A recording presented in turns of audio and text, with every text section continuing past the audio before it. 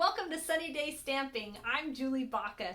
Today I've got a really simple tip on how to add interest to your cards using a very easy layout that you can use with lots of different stamp sets. And I've got 4 examples to show you. If you're new to my channel, and I welcome. And if you didn't know, I've got a corresponding blog post that goes with every YouTube video. So if you go over to sunnydaystamping.com, you can get all the cutting and scoring measurements for each project, and there's a link down below to that. If you would like the one-page download, I email these out to my email subscribers, so you can sign up for that as well. If you want to purchase any supplies, you can do that from my website, and of course I would love that. That really helps me to be able to bring these free classes to you every week. Let's get started.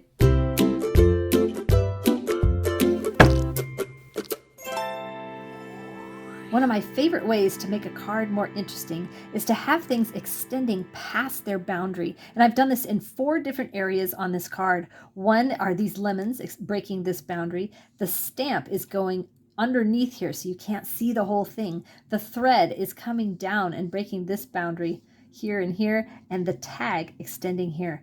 We're going to make this card together, and then at the end I've got some other examples to show you of different stamp sets and colors that I've used. So in this card, we're going to use these colors on a seafoam card base. We're going to be using the cup of tea, which is so popular, and I am going to use the dies, but only for the lemons. So if you don't have this die set, don't worry, you can cut those out really easily, fussy cutting them out.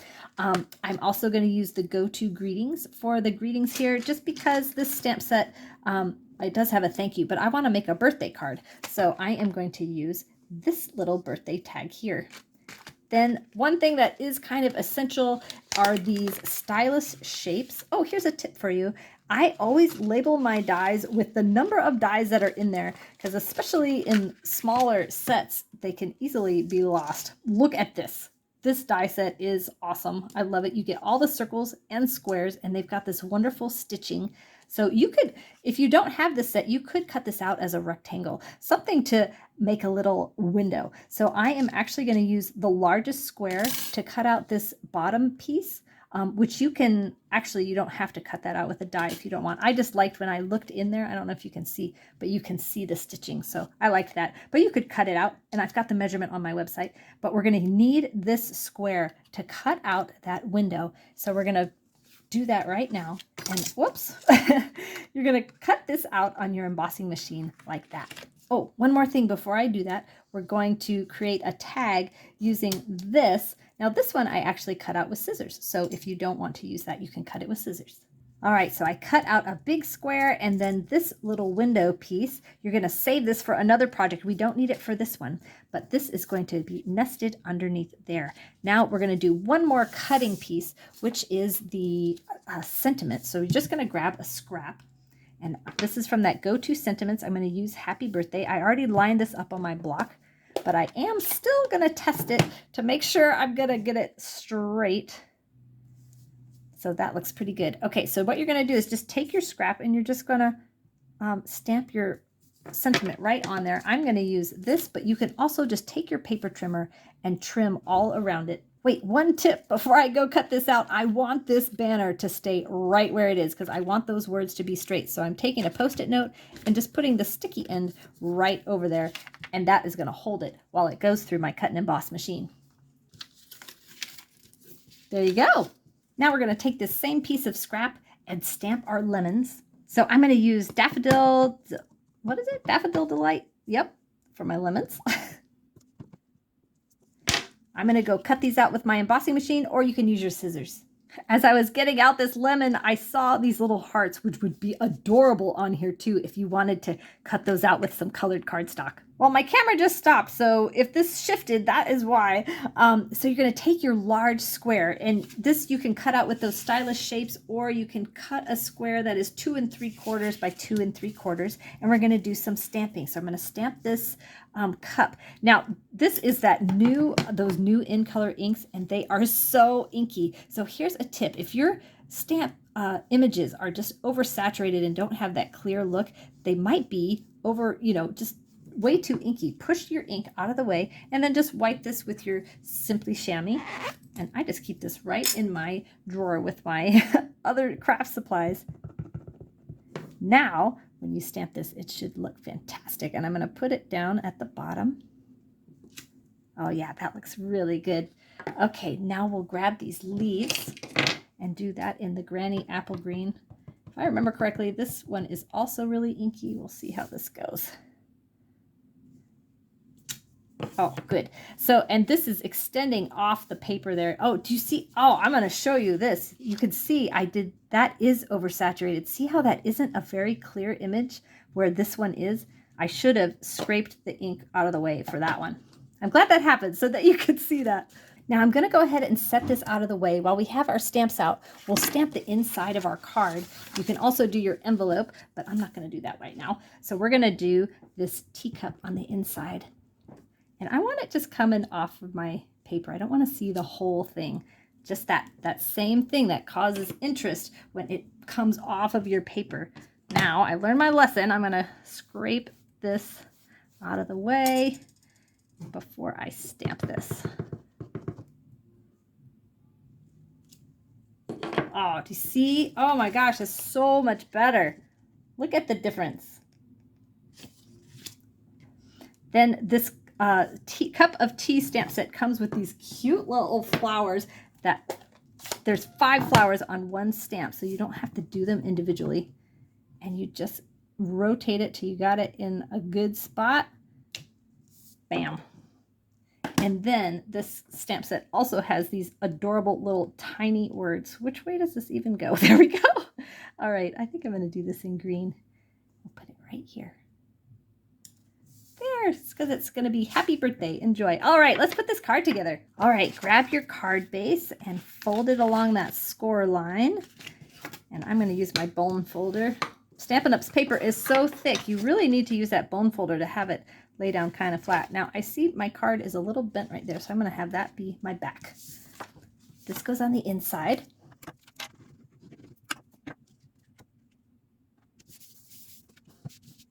I found the best way to center this up is to actually glue this piece down and then put the window piece on top of it.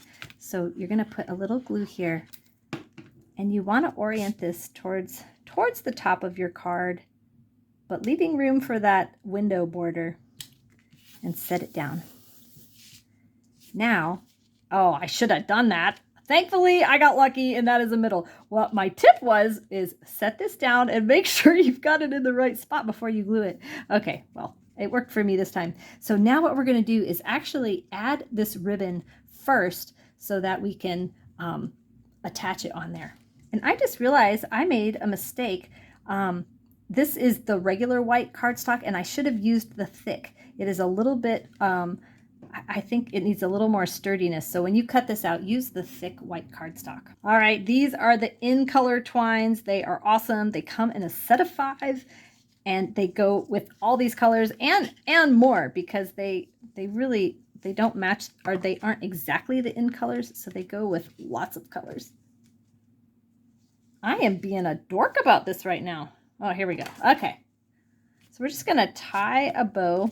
Leave yourself some extra thread. I made mine a little too short, and it's difficult. I do find it easier if the thread is long. See? Because now it pulled out. All right. Do over. Oh, no. Now I got a knot. Are you kidding me? Okay, there we go. Here, you move out of the way. There we go. That's going to be better. We'll snip that. And now, don't worry, this looks ugly, but just hold your knot and just pull your ends until you get a nice shape on that bow. Wow, this is really twisted. I'm having troubles.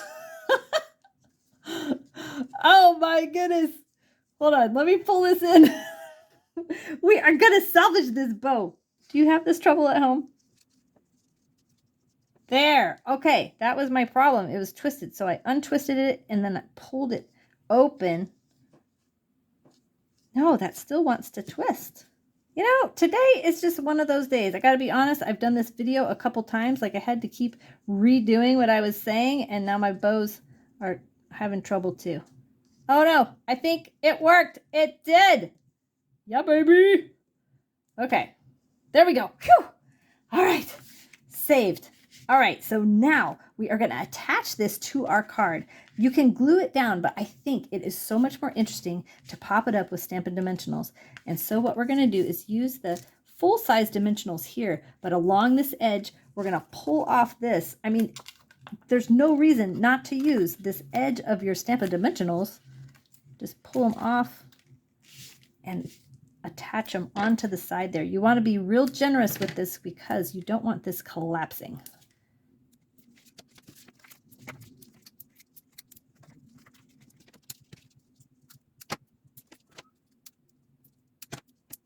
There we go. Efficient use of Stampin' Dimensionals. Now pull off all the backs.